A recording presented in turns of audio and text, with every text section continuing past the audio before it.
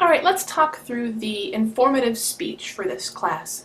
That's going to be another big speech. Obviously, it's worth almost as many points as our persuasive speech, so it's going to be important for us to know what we need to do. First off, our informative speech is going to be a shorter speech. I don't think I have it on this specific description I have up right now, but your speech needs to be between 4 and 6 minutes long. In addition to that, you're going to need to conduct a question and answer section of your speech. So it's going to last for 2 to 3 minutes. Basically, it's going to be a time when members of your audience can ask you about topics for your speech. It's an important thing to learn how to do, so we're going to do that. The topic for this speech is that I want you to choose a community that you belong to.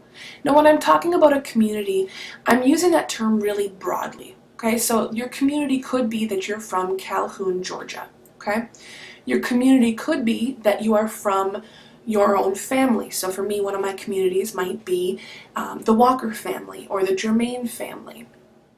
Communities could also be things that are more abstract, like the community of artists, people who are artists. Could be that you are a community of somebody who both works and goes to school. It could be that you're a community of people who love the color purple, either the actual color or the play or the book. Really, it's kind of up to you. The sky's the limit in terms of the community you choose. If you're having trouble coming up with a topic for your community speech, let me know and I'd be happy to help you brainstorm something with that. When it comes to the organization of this speech, you're going to want to choose either topical, chronological or sequential, or spatial. And if you're not sure what that means, you're going to want to look back through those the lectures for the informative speech unit. Your delivery style obviously will be extemporaneous, and you're going to need to bring an outline with you when you actually deliver your speech. Your dress for this speech is going to be a little bit less formal than for the persuasive speech. You're going to need to dress in a attire that's appropriate to your topic. So for example, if you were talking about being a part of the auto mechanics community, you could choose to wear clothing that you'd wear as an auto mechanic. However, your clothing should not include parts that are going to distract your audience, things like wording, revealing clothing, noisy earrings, etc. In addition, you're also going to need to use a PowerPoint with this presentation.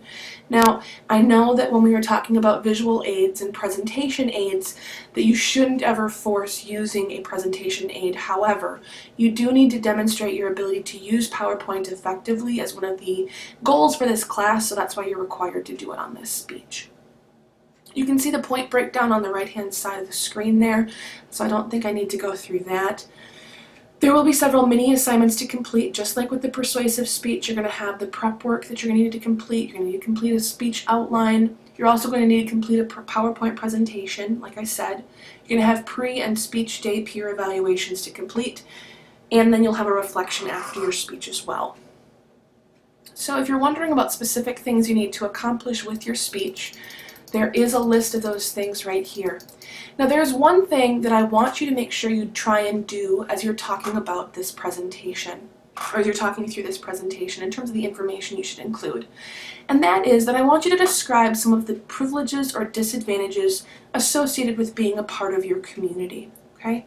Now that might be a little bit unclear, it might be a little tricky, but I really want you to think through this and try to figure out some of the ways that you are privileged or disadvantaged by being a part of this community. So if you're talking about being a college student, or you're talking about being a college student who also has to work, maybe some of the privileges are that you actually have a job as compared to those who don't, or that after you complete college you're going to have certain benefits associated with having an education that those who don't have an education would not have. Okay? Doesn't need to necessarily be a full point of your speech, but I do want to see that somewhere in the body of your speech. I want to see you acknowledge some of those privileges and disadvantages. Continue working on that effective delivery as you're continuing to do that, and make sure that you actually, again, speak on your assigned speaking date. Now this time for your peer evaluation assignment, you're actually going to complete your peer evaluation on Angel. So you're going to need to post that by a certain date, post a rough draft up in the discussion section for this assignment.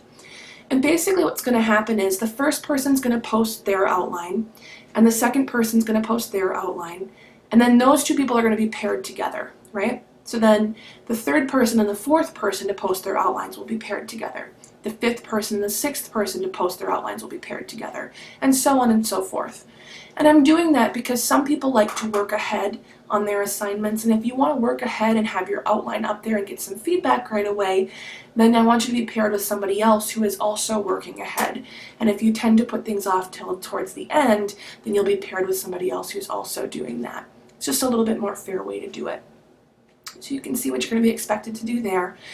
I say that you have your first set of responses due on a certain date, and that means that this is just your first set of responses. I would encourage you to continue seeking feedback from your peer up to the day that you actually speak.